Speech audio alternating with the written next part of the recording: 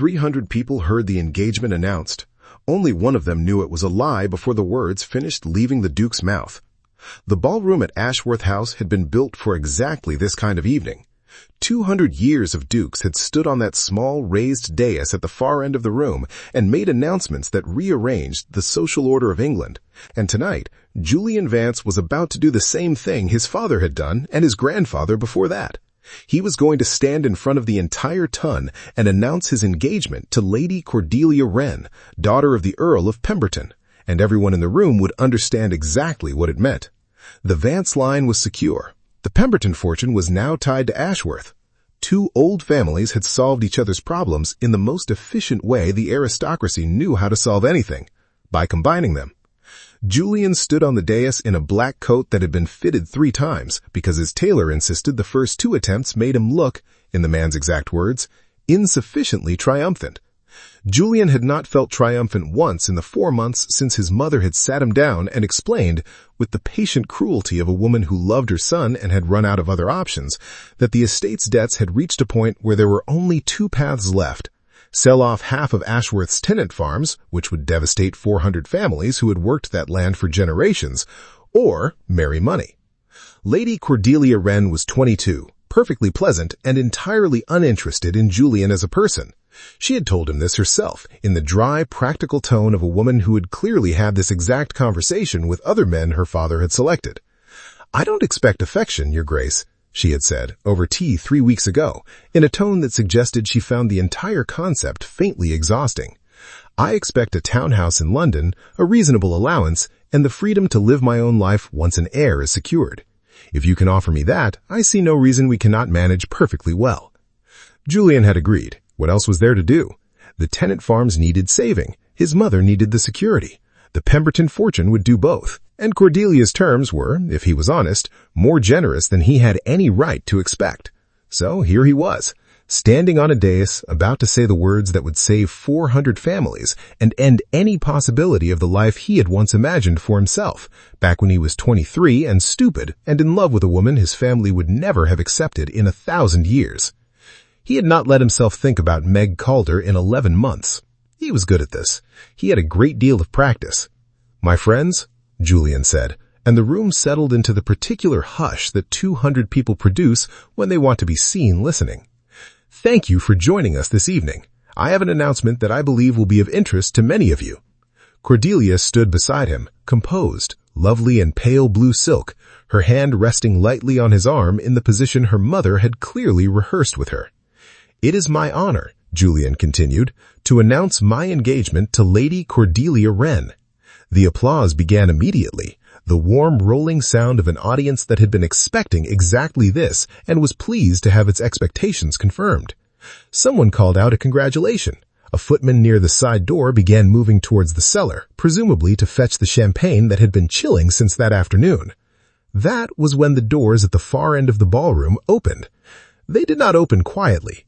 The 2 footmen stationed there had clearly tried to prevent whatever was happening and clearly had failed because the doors swung wide with the particular violence of doors that have been pushed by someone who does not care who was on the other side of them. A woman stood in the doorway. She was perhaps 25. Her dress was plain, dark wool, the kind of practical garment that belonged to a working woman, not a guest at a ducal engagement ball. Her hair had come loose from its pins on one side, as though she had been running or fighting or both. Her face was pale and set in the particular grim determination of someone who has made a decision and is no longer capable of being talked out of it. In her arms, she held a child, a boy, perhaps 2 years old, dressed in a small gray coat, his face pressed into the woman's shoulder, clearly woken from sleep and clearly frightened by the noise and the lights and the enormous room full of strangers. The room went silent in the particular way that 200 people go silent when they sense, collectively and instantly, that something had gone catastrophically wrong with the evening script. Julian looked at the woman in the doorway, and the floor of the ballroom seemed to tilt very slightly beneath his feet. "Meg," he said. His voice did not carry far, but it did not need to. The 200 people in that room had excellent hearing for exactly this kind of thing, and the name moved through the crowd like a current through water. Margaret Calder walked into the ballroom. She did not hurry. She did not falter. She walked the length of that vast room, past 200 staring members of the aristocracy, holding a sleeping child with the steady, deliberate pace of a woman who had rehearsed this walk 100 times in her head, and had decided that nothing in this room, not the chandeliers, not the silk, not the title on the man standing on the dais, was going to make her run. She stopped at the base of the dais. She looked up at Julian. Then, very deliberately, she looked at Cordelia. "I'm sorry to interrupt your announcement," Meg said. Her voice was clear and carried easily in the dead silence of the room. "But I thought, given the circumstances, that you should both meet your son before you finish making your plans."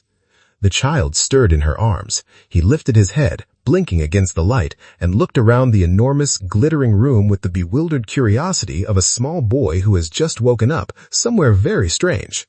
Then he looked at Julian, and Julian Vance, Duke of Ashworth, looked at a face that was unmistakably, devastatingly his own at that age, because his mother had a portrait of him at 2 years old hanging in the gallery at Ashworth, and he had walked past it 10,000 times without ever really looking at it.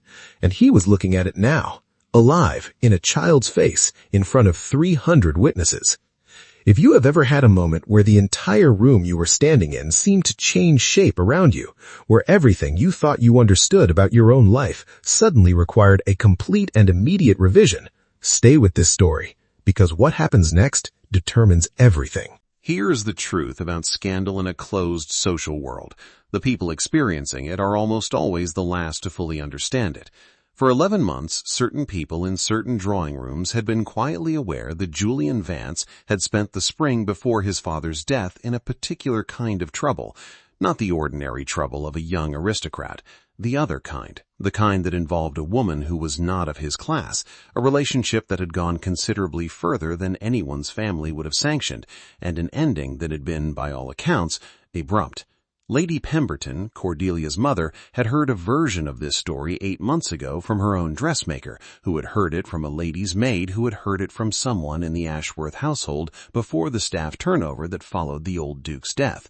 The version Lady Pemberton had heard was vague and unconfirmed, and she had filed it away in the part of her mind reserved for things that might one day become useful and might one day be entirely irrelevant, depending on how things developed. Things had developed, apparently, in the worst possible direction for an engagement announcement. Margaret Calder had been the daughter of a physician in the village nearest Ashworth, a man respected for his skill and entirely without fortune or connections, which, in the calculus of the aristocracy, made his daughter exactly the kind of woman a young duke could fall in love with and absolutely could not marry. Julian had met her when he was 23, in the year before his father's health began his final decline, during a summer when his father was too ill to manage the estate, and Julian was, for the first time in his life, genuinely needed. Meg had been the one who came to Ashworth twice a week to help her father treat the old Duke. She was sharp, funny in a dry, understated way, and entirely unimpressed by Julian's title, which he had found, at 23, to be the single most attractive quality any person had ever possessed. They had fallen in love over the course of one summer with a specific intensity that only happens when two people are doing something they both know cannot last and have decided not to think about that yet. It had ended in October. Julian's father had died in September. In the weeks that followed, Julian's mother, grieving and terrified about the state of the estate's finances, had sat her son down and explained, in detail, exactly what his responsibilities now were. There had been no dramatic confrontation with Meg, no villain forcing them apart, just a long, quiet, devastating conversation between Julian and his mother about debts and tenants and 400 families, at the end of which Julian had understood that his life no longer belonged entirely to him, and that whatever he had with Meg Calder could not survive what he was about to become. He had ended it by letter. He had told himself at the time that this was kinder than doing it in person, that he could not trust himself to say the words to her face without changing his mind. He had told himself a great many things in October that he had not examined closely. He had not known about Hugo. Meg had not told him. This was the detail that, once it became known, would occupy London drawing rooms for weeks, because it complicated the story in a way that resisted easy judgment. She had discovered she was pregnant in November, 6 weeks after Julian's letter arrived, by which point he was already deep in negotiations for the Pemberton match, already rebuilding his life around an entirely different future. Meg had made a decision alone in her father's house, with no one to advise her except her own fierce and complicated pride. She had decided not to tell him. "I wasn't going to be the woman who trapped a duke," she said later to Julian in a conversation that took place after the ballroom, after the screaming silence, after everything had already happened and could not be unhappened. "I wasn't going to write to you and have you wonder for the rest of your life whether I'd done it on purpose, whether the whole thing from the very beginning had been some kind of calculation." She had raised Hugo alone, with her father's help, in the cottage where she had grown up, telling the village that her husband had died at sea, a story plausible enough that nobody pressed for details, in a country that had recently lost a great many men to the sea regardless. She had intended never to come to Ashworth. She had intended Hugo to grow up never knowing his father's name. What changed her mind was an article in a London paper 3 days before the ball, announcing the engagement of the Duke of Ashworth to Lady Cordelia Wren. Meg had read it sitting at her own kitchen table, with Hugo playing on the floor nearby, and she had felt something break loose inside her that she had spent 2 years holding very carefully in place. It was not jealousy, she would say later when she tried to explain it. It was something more like rage at herself, rage that she had spent 2 years protecting Julian from a truth he had every right to know, while he got to walk forward into a new life completely unburdened, completely free, with no idea that there was a 2-year-old boy in a cottage 40 miles away who had his exact eyes. "I wasn't trying to stop the wedding," she said. "I want to be very clear about that, because everyone in that room assumed I was. I came because I realized I had spent 2 years making a decision about my son's life alone, and I had never once asked whether it was fair. To him, not to you, to him." She had taken the early coach to London. She had arrived at Ashworth House that evening with Hugo, intending to request a private audience with the Duke the following morning, to tell him quietly, away from anyone, and let him decide what he wanted to do with the information. The footman at the servants' entrance had told her the Duke was unavailable, that he was hosting an engagement ball, that she should return another time. Meg had stood on the back step of Ashworth House holding her sleeping son and had made a decision that she would later describe as the only truly impulsive thing she had done in 3 years. "I thought," she said, "if I wait, if I am quiet and patient and proper about this, I will spend the rest of my life being quiet and patient and proper, and Hugo will spend his whole childhood being a secret. And I was so tired. I was so tired of being the responsible one." So she had walked around to the front of the house, and the front doors of Ashworth House, on the night of an engagement ball, were not locked because 200 guests were still arriving. This is the part of the story I think about most, and it is the part most viral retellings would skip, because it does not fit neatly into hero or villain. Meg Calder did not storm that ballroom out of vengeance. She did it out of exhaustion. She did it because she had been carrying something enormous alone for 2 years, and in one moment, standing on a cold step in the dark, she simply could not carry it for one more night. If you have ever made a decision out of pure exhaustion, something you would never have done with a clear head, but that turned out somehow to be exactly the thing that needed to happen, leave a comment below, because I think that is more common than any of us admit. For approximately 4 seconds after Hugo looked at Julian, nobody in that ballroom moved. Then Lady Pemberton made a sound. It was not a scream, it was something smaller and more devastating, a single sharp intake of breath that every person within 20 feet heard clearly, and that sound seemed to break whatever spell had held the room frozen, because suddenly there was movement everywhere. Whispers, the rustle of silk as people turned to look at each other. Somewhere near the back, a glass shattered. Cordelia Wren had not moved at all. She stood exactly where she had been standing when Julian made his announcement, her hand still resting on his arm, looking at the child in Meg's arms with an expression that Julian, even in the chaos of the moment, found himself unable to read. "Julian?" Cordelia said. Her voice was very quiet, but in the strange acoustics of that suddenly whispering room it carried. He looked at her. He had no idea what to say. There was nothing in any of his careful preparation for this evening, the rehearsed announcement, the practiced smile, that had any application to this moment. "Is it true?" Cordelia said. Julian looked at the child. Hugo had buried his face back in Meg's shoulder, overwhelmed by the noise and the lights, his small hand fisted in the fabric of her dress. Julian did not need to look closely. He had known the instant he saw that face, with a certainty that bypassed every form of doubt. "I don't know," Julian said.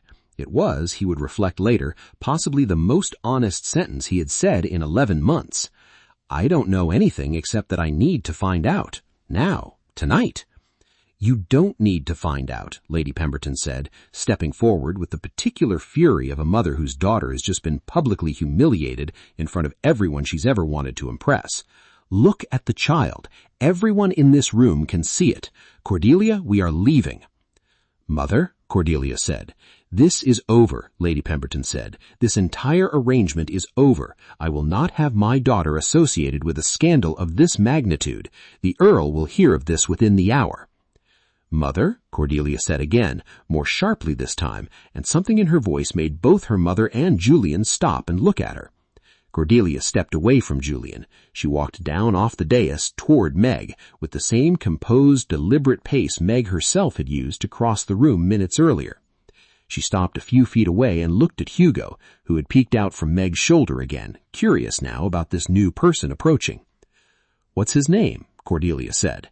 Meg looked at her, clearly braced for hostility, clearly finding none, and visibly thrown by it. "Hugo," Meg said. "Hugo," Cordelia repeated. She looked at the boy for a long moment. Then she looked up at Meg. "How old is he?" 2. He'll be 3 in March." Cordelia did the arithmetic. Everyone in the front section of the ballroom, Julian suspected, was doing the same arithmetic and arriving at the same conclusion. 2 years and some months put Hugo's conception squarely in the period everyone now understood to be the previous summer, before Julian's father died, before the engagement was even a possibility, before any of this had anything to do with Cordelia at all. "This isn't a betrayal of me," Cordelia said. She said it loud enough that the people nearest them could hear, and Julian understood with a sudden sharp clarity that Cordelia Wren, 22 years old and famously unbothered, was doing something extraordinarily shrewd in front of 300 witnesses. She was controlling the story before anyone else could control it for her. "This happened before Julian and I had any arrangement at all. Whatever this is," she gestured between Julian and Meg, "it predates me entirely. I would ask everyone in this room to remember that when they discuss this evening tomorrow, because they will discuss it, and I would rather they discuss it accurately." Lady Pemberton stared at her daughter as though she had never seen her before.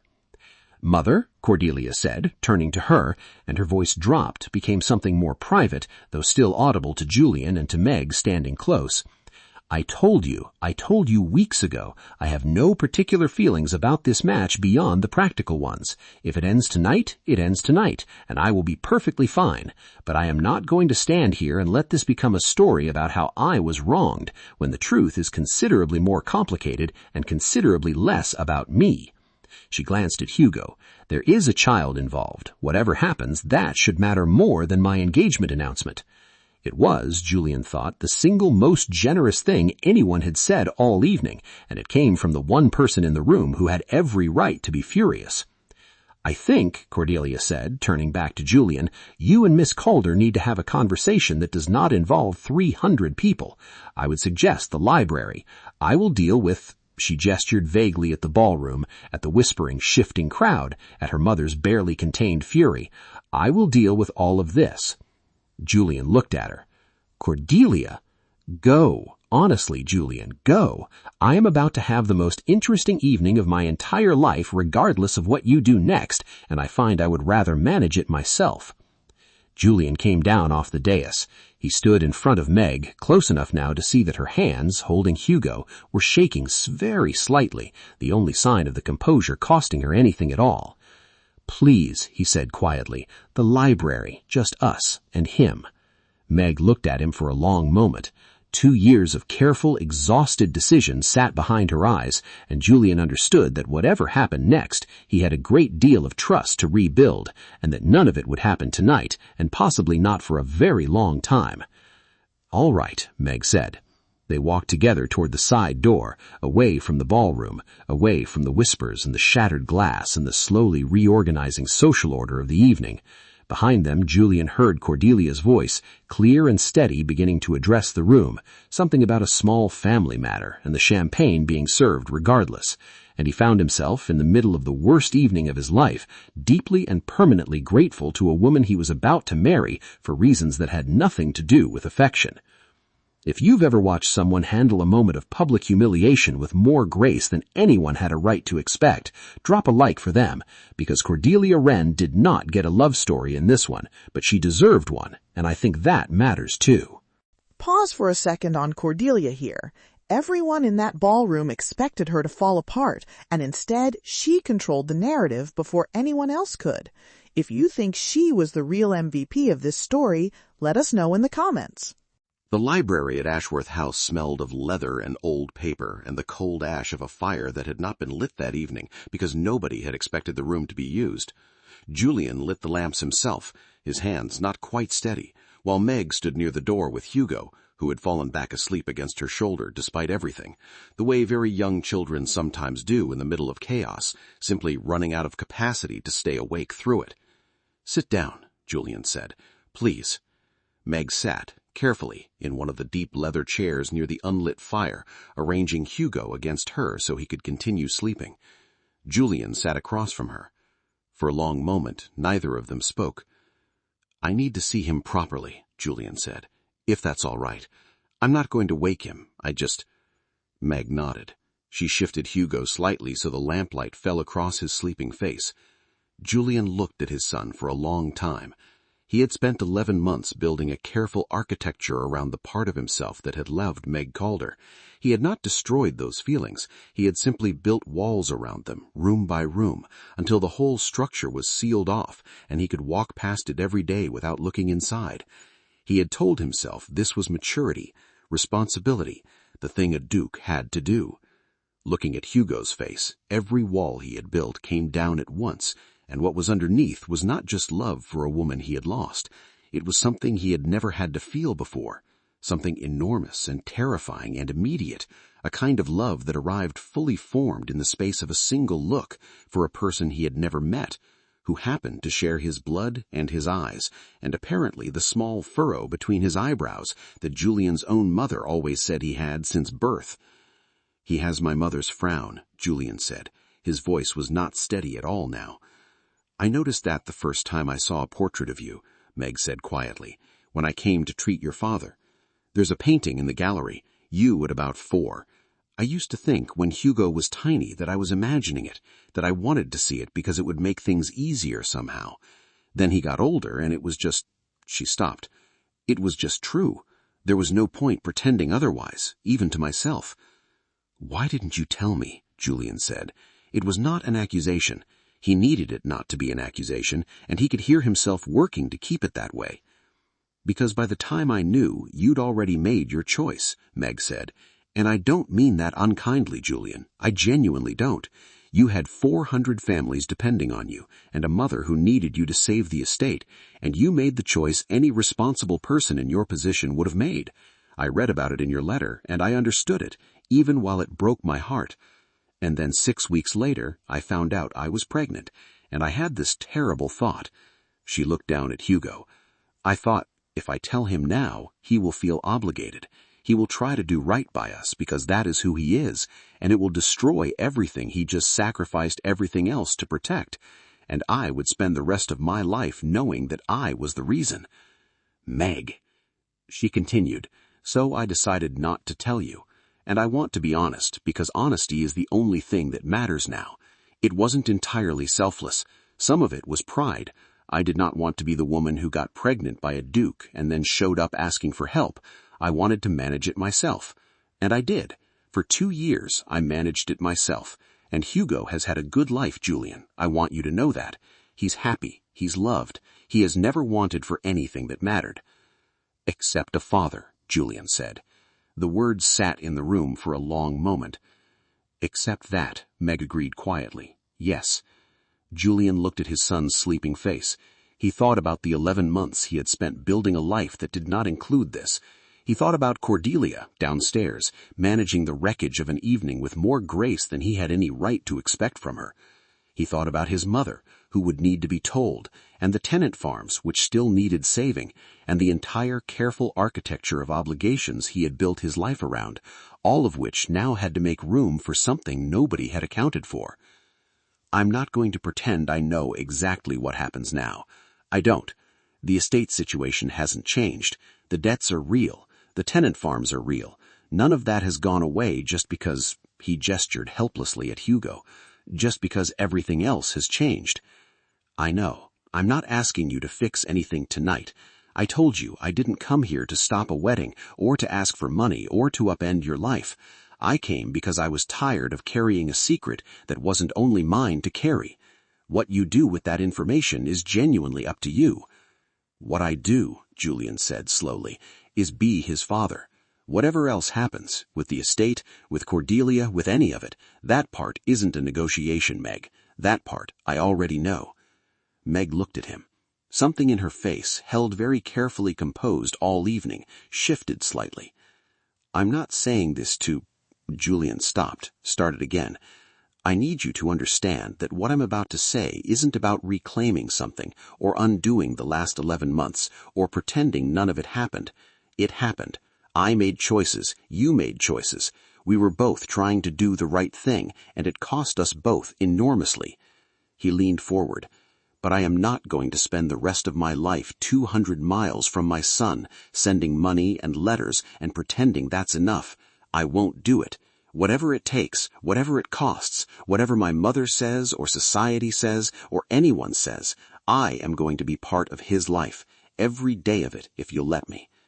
Meg's composure, held so carefully through the ballroom, through Cordelia's speech, through walking into a room full of 300 staring strangers, finally cracked. It was not dramatic. A single tear, then another, tracked silently down her face, and she made no move to wipe them away, her arms full of her sleeping son. I didn't expect that, she said very quietly. I prepared myself for so many versions of tonight. I did not prepare for that one. I know. I'm sorry it took this long. I'm sorry about the letter. I'm sorry about all of it. But I am not sorry about him, Meg, not for 1 second, and I never will be, no matter what anyone in that ballroom thinks or says. He reached across the small space between their chairs, not for Hugo, for her hand. Meg looked at his hand for a long moment, and then, slowly, she put hers in his. Neither of them said anything else for a while. The fire remained unlit, but the room did not feel cold anymore. By the time the last carriages left Ashworth House that night, the story was already moving through London with a particular speed that only scandal involving a duke could achieve. By breakfast the following morning, it had reached every drawing-room within 5 miles, embellished and re-embellished with each telling, until the version reaching the furthest corners of Mayfair bore only a passing resemblance to what had actually happened. Most of the embellishments cast Meg as either a villain or a victim, with very little room in between. The villain version had her as a calculating woman who had timed her arrival for maximum damage, possibly at the instigation of a rival family hoping to embarrass the Pembertons. The victim version had her as a wronged innocent, abandoned and left to raise a child alone, while the Duke moved blithely forward with his life, utterly without conscience. Neither version was true, and Cordelia Wren, of all people, was the one who eventually put a stop to both. 3 days after the ball, Lady Pemberton hosted what she described as a small gathering, which, in the language of the Ton, meant approximately 40 of the most influential women in London had been invited to tea, with the specific understanding that this was where the official version of events would be established. Cordelia, it was generally assumed, would either confirm her humiliation or quietly disappear from society for the season, as was traditional in cases of this kind. She did neither. "I want to say something about the events at the Ashworth ball," Cordelia said, once the tea had been poured and the room had settled into the particular silence of 40 women waiting to hear something they could repeat for weeks. "Because I understand a great many versions of that evening are currently circulating, and I find most of them tediously inaccurate." This was not how anyone had expected the conversation to begin.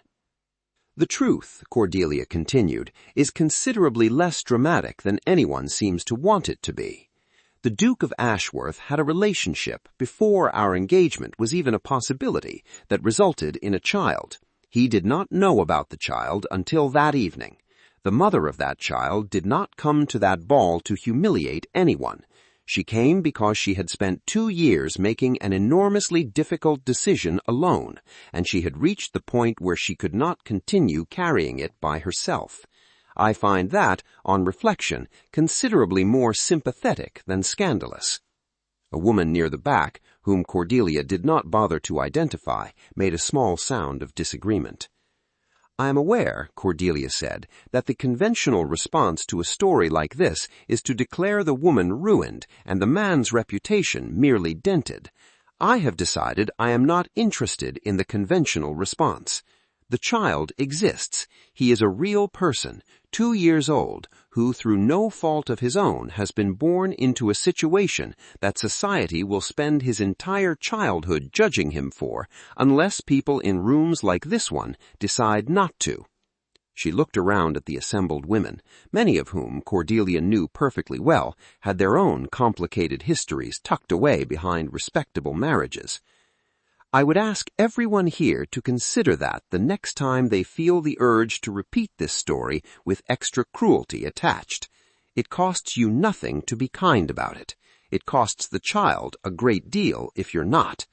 The room was very quiet. "As for my engagement," Cordelia said in a brisker tone, "it is, as everyone has presumably already guessed, ended. Amicably. I want to be clear about that as well, because I have already heard at least one version in which I was supposedly weeping in a carriage, which I was not doing because I was not particularly upset. The Duke and I were never in love, and both of us knew it, and I find I have considerably more interesting things to do with my season than mourn an arrangement that was always more about land than affection." This last comment, more than anything else, was the detail that spread through London over the following days, and it had the curious effect of making Cordelia Wren, rather than a jilted bride, into something closer to the most interesting woman in England. Within a fortnight, she had received 3 separate proposals from men who had apparently decided that a woman with that much composure and that little patience for nonsense was exactly what they wanted, and Cordelia, with characteristic practicality, eventually accepted the one whose estate happened to border a coastline she had always wanted to live near. For Julian and Meg, the following months were considerably less dramatic than the ballroom scene that had brought them back together, which Julian privately considered a relief. He told his mother the morning after the ball, in a conversation that lasted 3 hours and involved, at various points, tears, anger, a long silence, and finally, slowly, acceptance.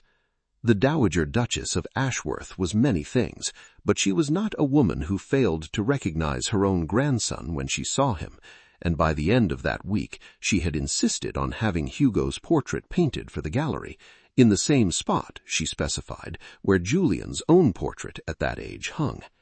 The estate's finances remained a genuine problem, one that did not resolve itself simply because Julian's personal life had been thrown into chaos. But here the story took a turn that nobody, least of all Julian, had anticipated. Meg's father, the village physician, had spent 30 years quietly investing the modest income from his practice with the careful, patient discipline of a man who had never had much, but had always understood the value of what little he did have. He had died the previous winter, leaving his entire estate, considerably larger than anyone had realized, to his daughter and grandson. It was not enough to save Ashworth on its own, but combined with a restructuring of the tenant agreements that Meg, with her practical, unsentimental approach to money, helped Julian negotiate over the following months, drawing on years of managing a household on very little, it was enough. The 400 families stayed on their land. The estate survived. Julian and Meg married the following spring, quietly, at the small church near Ashworth, with Hugo, 3 years old by then, serving as what the vicar generously described as the world's least cooperative ring-bearer. It was not the wedding either of them had imagined at 23, full of certainty and youth, and no understanding yet of what the world would ask of them. It was better, Meg said later, because they had both already learned what it cost to lose each other, and neither of them intended to make that mistake again. What stays with me about this story isn't the scandal. It's that 3 people who all had reasons to destroy each other chose not to. Meg could have stayed silent forever. Julian could have hidden behind his title. Cordelia could have let the world turn her into a victim. None of them did. If you want to see what happens when Hugo grows up knowing this story, the answer to who he becomes, subscribe and turn on notifications. We're telling that one next.